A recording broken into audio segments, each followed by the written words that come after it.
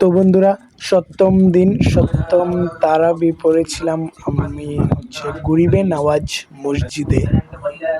তারপর এই মসজিদটা কিন্তু একটু নিচা, অনেক সময় কিছু মসজিদ নিচে পড়ে যায়, যেমন আমাদের আমি যেদিন দ্বিতীয় তারাবিটা পড়েছিলাম বাগমারা মসজিদে, সেটা রাস্তা উঁচা হলে অনেকগুলো মসজিদ নিচে পড়ে যায়। কিন্তু এই মসজিদটা আমি প্রথমে এটাই ভেবেছিলাম, পরে ভিতরে গিয়ে দেখাতে বুঝলাম যে হয়তো এটা নিচা করেই হয়তো এটা বানানো হয়েছে। কারণ এটা নিচে হলে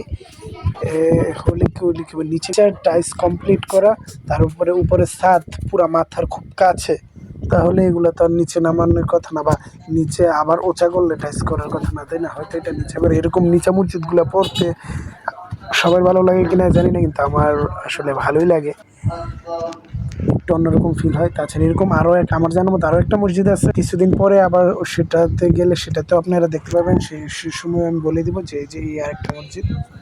আর অষ্টম তারাবি পড়েছিলাম আমি, সেটা হচ্ছে বাইতুর রহমান জামে মসজিদ।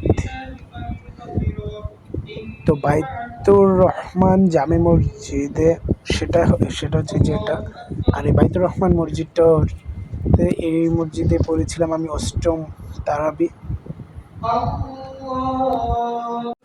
আর নবম দিন পড়েছি এই মসজিদে, এটা হচ্ছে পশ্চিম বক্সনগর, এটা হচ্ছে নবম তারাবি আমি এই মসজিদে পড়েছি। আর এই মসজিদের নাম হচ্ছে বাইতুল আলী জামে মসজিদ। এই মসজিদটার ভিতরটা অনেক সুন্দর, ঝাড়বাতি, তারপর কালারফুল অনেক লাইট আছে। এখন অন্ধকার, লাইট অন করলে শেষের ভিডিওতে দেখতে পাবেন। এই যে দেখুন কত সুন্দর।